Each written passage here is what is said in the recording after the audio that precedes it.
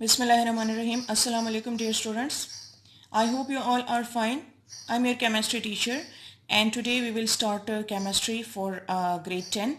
It's our first lecture. So I will discuss with you the course content for the midterm and I will guide you about the summer task, the May assignment. Fine. First of all, look at the course content of the for the midterm exam. We have to cover up about 4.5 chapter. Chapter number 9 is chemical equilibrium. Number 10 is acid, bases and salts. 11 is organic chemistry. 12 is hydrocarbon. 13 is biochemistry. In biochemistry, we will study just the portion of carbohydrate, which is from page number 101 to 108. Today we are going to start the first unit, which is unit number 9 chemical equilibrium on page number 2 of your books.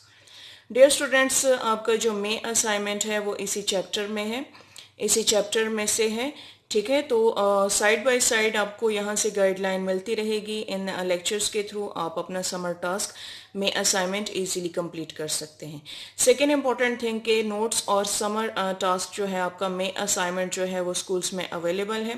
तो आप अपने relevant branch के office जाके अपना notes and अपना जो है में असाइनमेंट कलेक्ट कर सकते हैं, ठीक है। नोट्स अवेलेबल हैं स्कूल्स में, आप जाएं ताकि आपकी लर्निंग जो है वो साइड बाय साइड स्टार्ट हो सके। So we will start with the name of Allah. The first unit is unit 9 chemical equilibrium. Chemical equilibrium को डिस्कस करने से पहले हम जनरली इक्विलिब्रियम देखते हैं कि इक्विलिब्रियम क्या होता है। जब भी हम इक्विलिब्रियम का टर्म जो सुनते हैं तो हमारे माइंड में डायरेक्टली इक्वलिटी आती है। इक्विलिब्रियम मीन्स इक्वलिटी और बैलेंस। इक्वलिटी कब होती है? When you have more than one thing, more than one system, उसके दरमियान में इक्वलिटी आती है। लाइक हमारे पास दो या दो से ज़्यादा चीज़ों का होना ज़रूरी होता है, ठीक है। तो इक्विलिब्रियम की हमारे पास बेसिकली दो टाइप्स होती हैं, जिसमें फर्स्ट जो है हमारे पास है फिजिकल इक्विलिब्रियम और सेकेंड वन हमारे पास है chemical equilibrium. Physical equilibrium is related with the physical world, ठीक है, जो आपको नज़र आता है।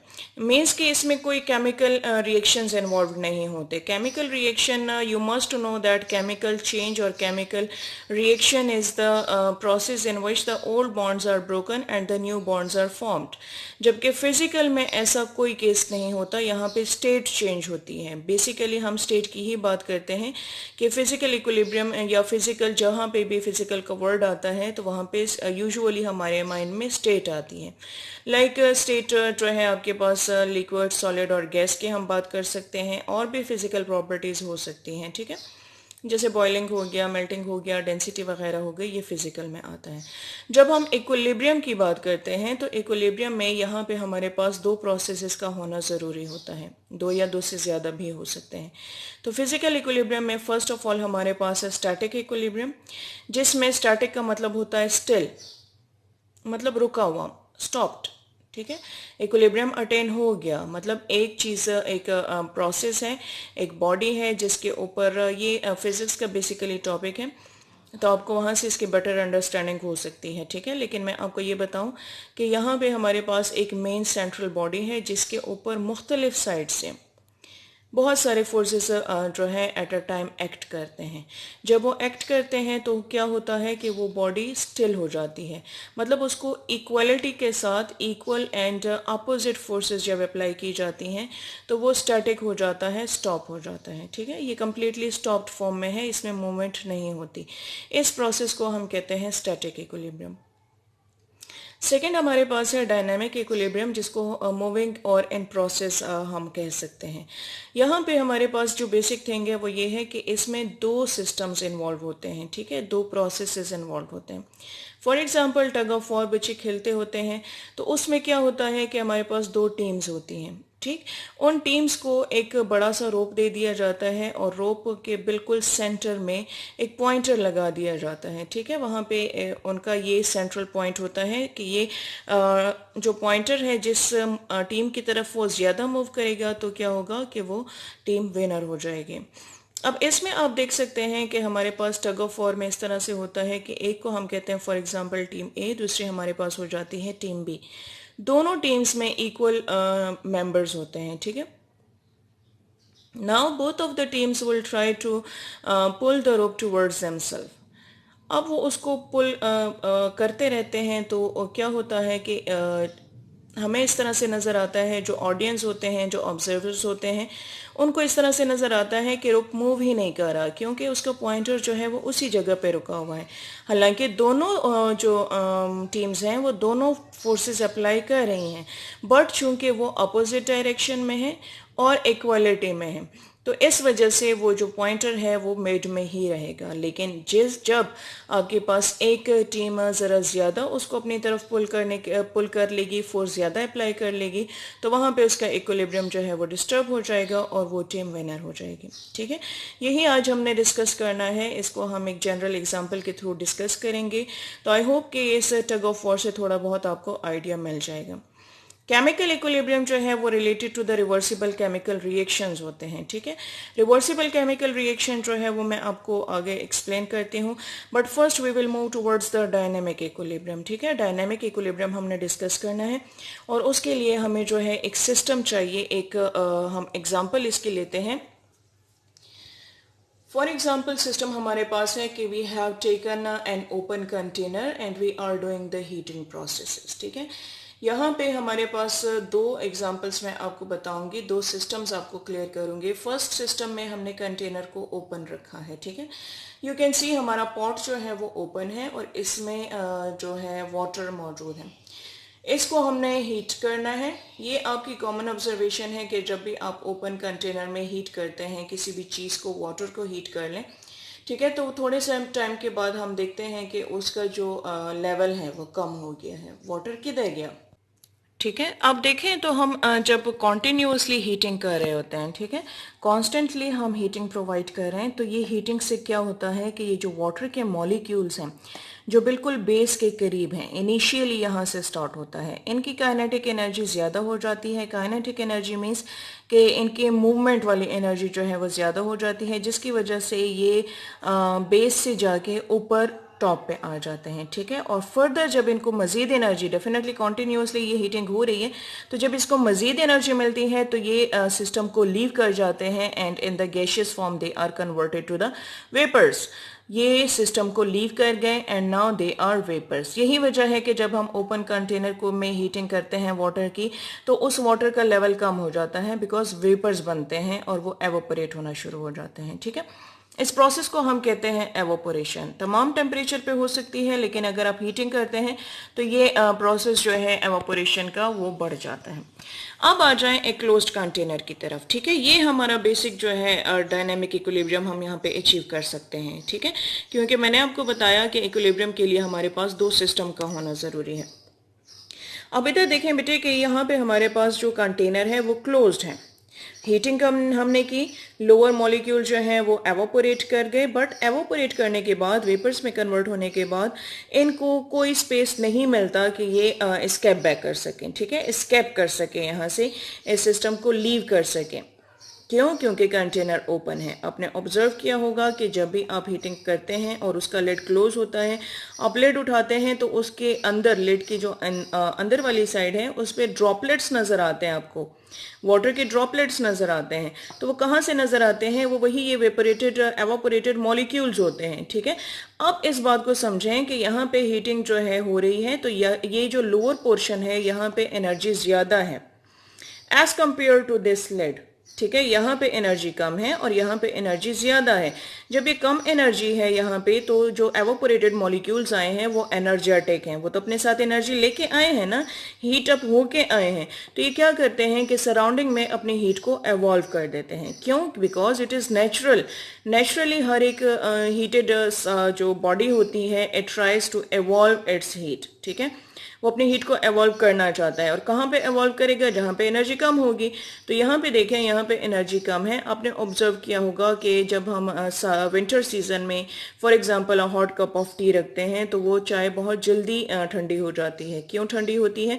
क्योंकि सराउंडिंग में जो है आपके पास टेम्परेचर लो है, तो जो हाई हीट है आपके चाय की, कप ऑफ टी की, वो एवॉल्व हो जाती है इनटू द सराउंडिंग। जबकि वही कप ऑफ टी जो है, अगर आप समर में देखें तो वो इतना जल्दी ठंडा नहीं होता, बिकॉज सराउंडिंग की भी तो हीट ज़्यादा है। तो जब आपके पास डिफरेंस आ जाए हीट का तो ये हीट एवॉल्व होती है, ठीक है। तो यहाँ से इन एवोपोरेटेड मॉलिक्यूल्स ने अपनी हीट को एवॉल्व किया, रिलीज किया। अब ये थोड़े से कूल डाउन हो गए हैं। जब कूल डाउन हो गए हैं तो ये वापस चले जाते हैं इस सिस्टम में, ठीक है। इस प्रोसेस को हम कहते हैं condensation. When the evaporated molecules lose their energy and come back into the liquid system, then this is called condensation. Same is the case आपने देखा होगा कि हमारे पास अब यहाँ पे जो क्लोज्ड कंटेनर है इसमें इसका वाटर लेवल जो है वो कम नहीं होता। प्रेशर कुकर की हम बात करें, कोई भी क्लोज्ड कंटेनर हो सकता है, लेकिन बाकियों में लिड में थोड़ा बहुत स्पेस होता है जिससे वाटर वेपर्स निकल सकते हैं। लेकिन प्रेशर कुकर की अगर आप बात करें तो उसमें एग्जैक्ट अमाउंट ऑफ वाटर ही हमें मिलता है। हालांकि प्रोसेस हुआ है, क्योंकि जो हमने मीट वगैरह या पल्सेस जो भी आप उसको कुक करना चाहते हैं वो कुक हो चुके हैं, लेकिन अमाउंट ऑफ वाटर जितना आपने डाला था वो एज इट इज़ मौजूद है। क्यों मौजूद है? क्योंकि इसके अंदर एवोपोरेशन और कंडेंसेशन दोनों प्रोसेसेस साइड बाय साइड हुए हैं। जितने वाटर मॉलिक्यूल्स एवोपोरेट हुए थे तो ऑलमोस्ट उतने ही कंडेंस बैक हो जाते हैं और आपका वाटर लेवल जो है वो सेम रहता है। अब इनिशियली हमारे पास क्या होता है कि यहाँ पे हम दो प्रोसेसेस, दो टर्मिनोलॉजीज को समझते हैं। एक है हमारे पास रेट, जिसको हम कॉमनली कहते हैं स्पीड, ठीक है। So the speed is the process taking place, rate is the process taking place in a specific time. इसका मतलब क्या है?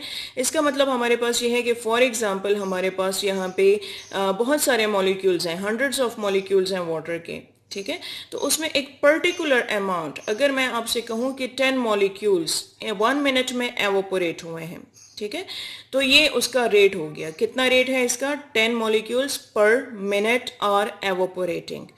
अब जब कंडेंसेशन स्टार्ट हो जाती है तो कंडेंसेशन का लेवल इनिशियली कम होता है, क्योंकि वो जल्दी जल्दी कूल डाउन नहीं हो रहे होते हैं, ठीक है।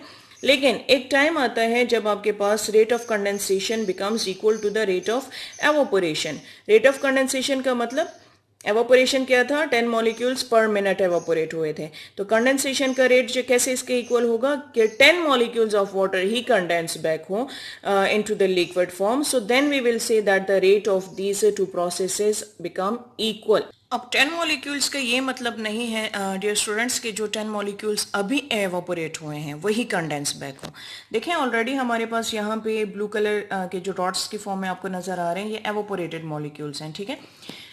अब फर्दर ये जो ब्लैक के साथ मैं आपको बना के बता रही हूँ ये फर्दर इनकी एवोपोरेशन हो रही है, ठीक है। ये अब फर्दर 10 मॉलिक्यूल्स फॉर एग्जांपल पर मिनट जो है वो एवोपोरेट हुए हैं। तो ज़रूरी नहीं है कि ये जो अभी एवोपोरेट हुए हैं यही 10 मॉलिक्यूल्स वापस आएंगे। ऑलरेडी जो मौजूद हैं उसमें से 10 मॉलिक्यूल्स जो हैं पर मिनट अगर वापस आना शुरू हो जाते हैं तो इसको हम कहते हैं कि the rate of evaporation is becoming equal to the rate of condensation. Further आप देखेंगे कि यहाँ से कंडेंसेशन हो रही है तो ये वाले मॉलिक्यूल जो हैं वो कूल डाउन होंगे, फर्दर 10 मॉलिक्यूल्स पर मिनट जो हैं दोबारा आएंगे। तो उनमें से ये जो पहले से मौजूद हैं वो 10 मॉलिक्यूल्स अगर कंडेंस बैक हो जाते हैं into the liquid state, so then we are saying that the condensation rate and evaporation rate are becoming equal. Fine, equality आ जाती है, दोनों इक्वल हो जाते हैं, ठीक है। अब आ जाए हमारे पास एक नेक्स्ट टर्मिनोलॉजी जो है वो है कंसंट्रेशन की।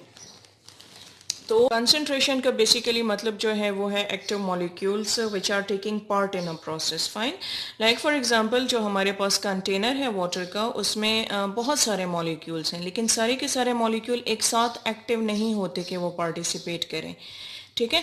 उसमें जिनके एनर्जी ज़्यादा होती है वही उसको जो है एवापोरेट करेगा और वही जो एनर्जी लॉस करेगा तो वो वापस कंडेंस बैक होगा, ठीक है। So the active participants are basically called the concentration.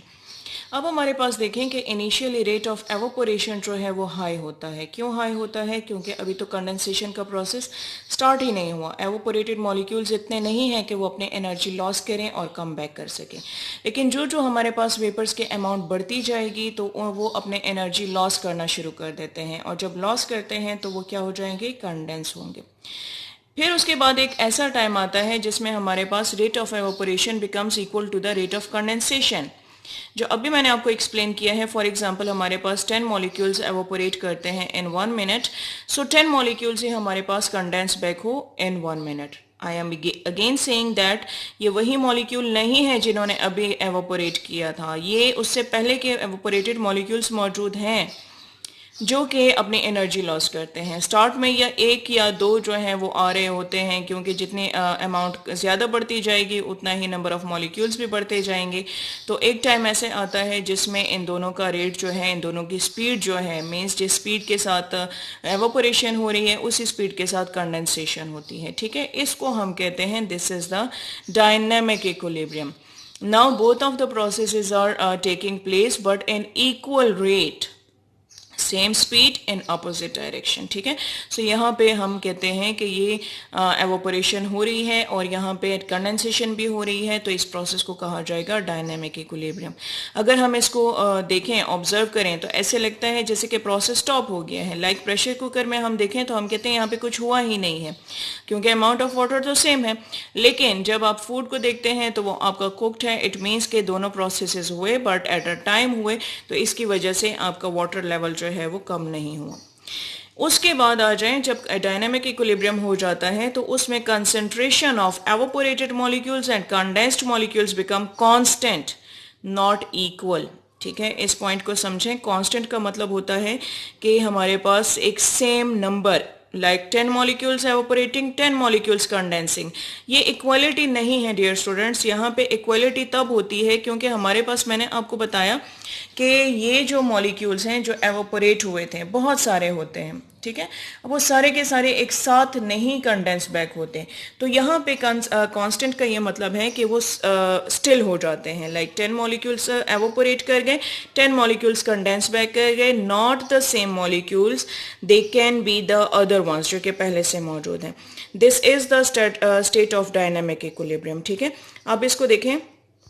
Now you can see कि हम इसको कैसे लिख सकते हैं। हमने जो प्रोसेस किया है वो है कि वाटर जो कि लिक्विड फॉर्म में था, जब उसको हीट किया गया तो वो वेपर्स में कन्वर्ट हो गया, मतलब गैशियस स्टेट में कन्वर्ट हो गया।